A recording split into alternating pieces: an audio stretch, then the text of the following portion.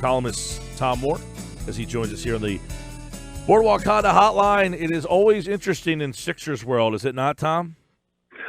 That is for sure. There's always something to write about. Let's put it that way. There's never a shortage of, gee, what am I going to write about today? It's which one of the topics shall I pick today? Yes, let's look at this game first, from game 1 to game 2, and the adjustments that were made. Tip of the cap to who for game number 2, because obviously a lot of the game 1 there were surprises. Toronto lost in game 1, Denver lost in game 1, Philadelphia lost in game 1. They all came back to win game number 2, and most of them did it, Toronto and Philly, with ease. What was the difference in game 2 that was such a difference from game 1? Well, I mean, game 1. When Boban Marjanovic is your second best player, as he probably was for the Sixers, that's not a real encouraging, sign. I mean, he played very well in game 1 and even better in game 2. But I didn't really understand why the adjustments that were made between games 1 and 2 weren't made before game 1, because what the Nets are going to do.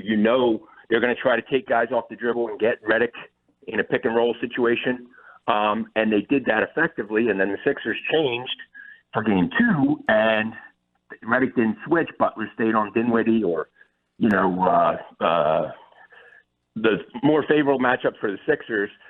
They were able to maintain them, as opposed to, I think why fans were so upset with game 1 is, to me, it felt like game 6 of the Celtics series last spring. It was the same kind of thing where Atkinson got all the matchups and all the switches he wanted, and they exploited them. So I think that's kind of why, people were upset. But then in game 2, the Sixers were much better. They didn't allow those unfavorable matchups.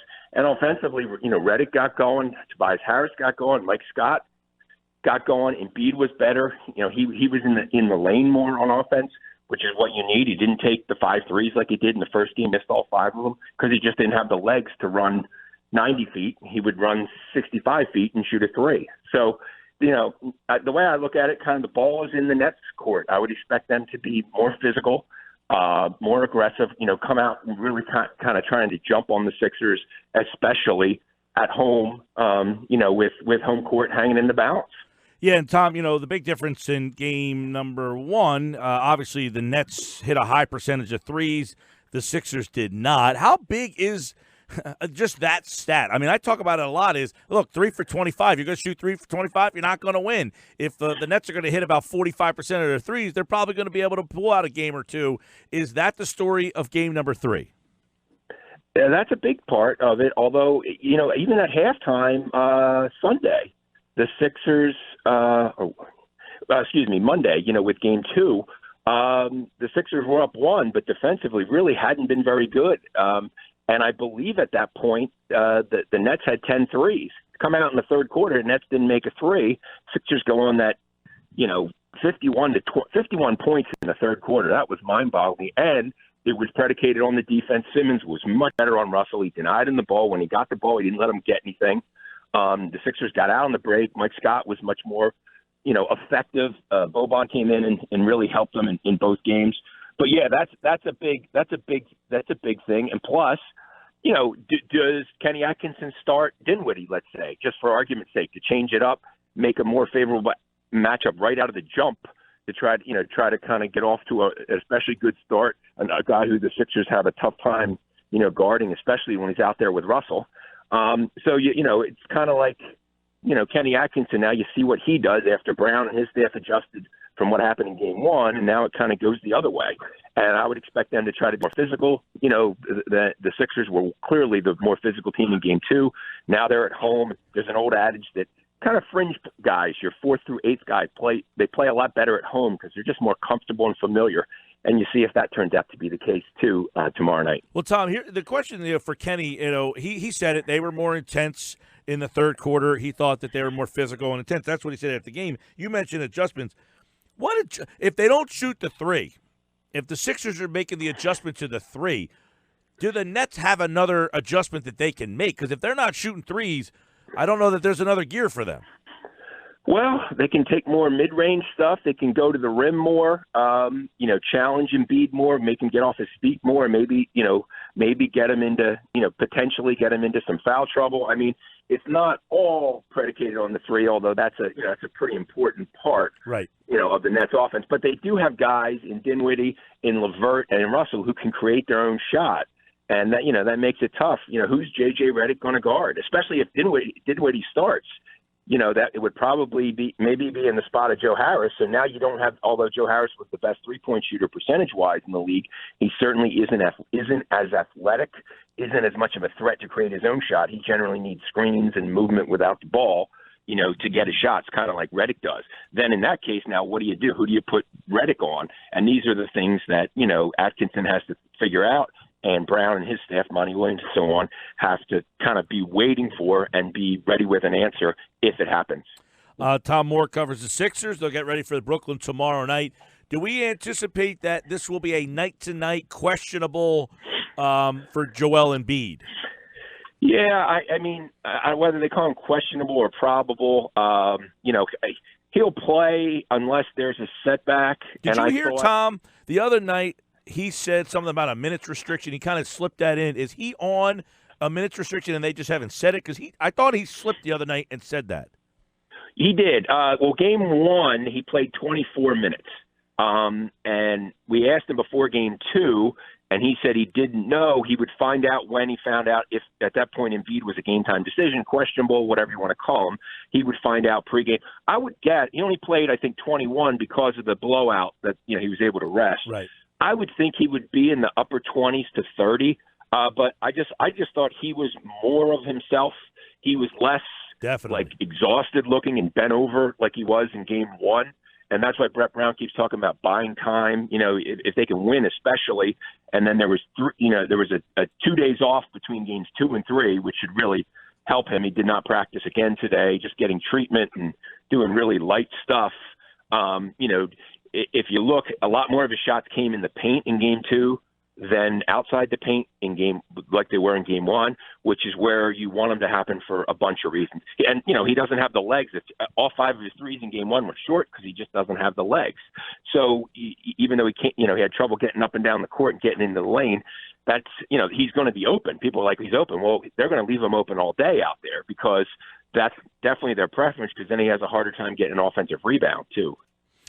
Tom, obviously the Sixers, there's a lot around this team. Brown, what his future's like. Harris had a chance the other night. He didn't go out of his way to say Brown's our guy. What is your feeling about these playoffs and where Brett, because he does seem like he's been a little bit more on edge recently, no? Yeah, I thought it was interesting that when they got Jimmy Butler and the talk with the increased expectations, Brett Brown, played along with it, said it should be the case. But when they got Tobias Harris, he didn't play along with that storyline because I think he thought it was, he realized how real the situation is. I mean, if it doesn't, if they're not successful, logically someone gets blamed, whether your definition of success is a second-round loss to the Raptors or whatever, someone's going to get the blame. And you kind of get the sense that it's, I also thought it was interesting that before game 1, when Josh Harris talked, Elton Brand was next to him on the podium, and Elton had just talked to us on Wednesday, and this was 3 days later. I just thought that was an interesting – it wasn't overt, but it was kind of like we're aligned, and Elton's done a good job getting the players, adding the talent. And sort of the inference was, the coach needs to make it work on the court. But clearly the better they do, the better, his chances, Brett's chances are, of going forward. I just think it's interesting. Like I read a column that posted last night, was in today's paper, about the perception. Game 1, it was, my God, the world's ending. The Sixers are terrible. Brett Brown doesn't know what he's doing. Ben Simmons is soft. And then after game 2, it was like, it reminded me of like the way that fans react to Eagles games, that it's just either like the end of the world or they're winning the Super Bowl. And I kind of felt like that, in reaction to game 1 versus game 2 in terms of the fans and how they responded. Tom, obviously there was a piece in the Daily News in New York today that really threw Brett and Ben under the bus a little bit and kind of went after them. Was there an odd feeling in Camden today at practice? I mean, there was not. Simmons was asked about it, and he said, he said, you mean during the regular season? Because I guess the report was that it was the Orlando game that he didn't play supposedly because of a stomach bug, but really he was because he was out partying was what the report was. And he said the regular season, and he said, nah. He said, I don't. He smiled, said something like, I don't talk about the regular season. Let's talk about the playoffs. And Brown wouldn't get into it either. So they didn't deny it, but they didn't really even acknowledge it. And I saw Dave Schaller in social media came out last night and was he called it a pile of, I forget exactly. I mean, it wasn't a curse word, but clearly steaming pile of trash. There you go. Clearly the inference was that there's nothing to it, and so on. So no, there was not. I thought Brown might address it a little more, but he didn't even sort of, acknowledge it other than he hasn't read it, he's heard about it, and he has nothing to say about it. Yeah. So I guess maybe it's the whole playoff kind of tunnel vision. No need to go there now. What's the point of addressing something or even saying it's not true or whatever? I guess that's the mind. But it seemed like a normal, Redick was shooting at the one end. Embiid got some treatment, and then he was shooting around and doing some really light stuff at the end of the workout. So it didn't seem any different, but, we really don't see all the players, and, we don't hear what's being said. We're letting for the end when they shoot around like free throws and so. I'll leave you with this, Embiid, minutes, whatever his health is. Can they win and go as deep as they want and go as far as they can with Embiid in the status that he's currently in? I mean, it would be tougher, but if he plays like he played in Game 2, or let's put it this way, Mike, if his improvement continues on the course of how it changed from Game 1 to Game 2 to Game 3 and then Game 4, which is a quicker turnaround Thursday night and Saturday afternoon, I think that certainly helps them. And the fact that they were able to get a big lead and he only played 21 minutes, in Game 2 was a huge help. But obviously you want him on the court for 34 or 35 minutes. That's, I think, his ideal number, at a high level, because otherwise, you have to play him as Brown did in the first game in like 5-minute increments, and he pretty much did in the second game too. So, what happens if it's really tight or, it's even early in the fourth quarter and you only have 4 minutes left for him? Now, what do you go Boban? Do you go small like Scott? It's just easier if you have him available. And it's unclear. I would certainly think he plays unless something happens or the knee is worse. But whether he's closer to 30 minutes, which would be a big help, they need him on the court. He's as good as Simmons and as good as everybody else is on that team. Jimmy Butler was in Game 1. He's the guy. If they're going to go deep, he's the guy that's going to have to lead them there. And, I like the Ennis. They brought him in. I thought that his length was an issue. That rotation they went to in the third quarter, I don't recall seeing a whole heck of a lot of that combination together. But, Brett's still trying to do things on the fly here. He might have found something. No doubt. And, I mean, it was, I guess, their 12th game with the starters together. But the difference from Jonathan Simmons, Jonathan Simmons in Game 1 was minus 17 in his first 4 minutes on the court. I believe they were outscored 18-1.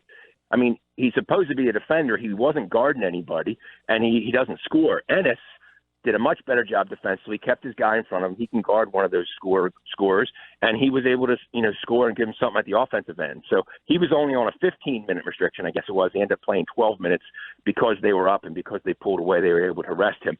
But he's a big boost for the bench. He would be essentially your seventh man, I guess, depending how you look at it. Tom Moore Philly on Twitter. The Sixers tomorrow night. You can listen to the game right here on 97.3 ESPN. Coverage begins at 8 o'clock, game number 3. All right, Tom, thanks a bunch, my friend. Sounds good, Mike. Take care.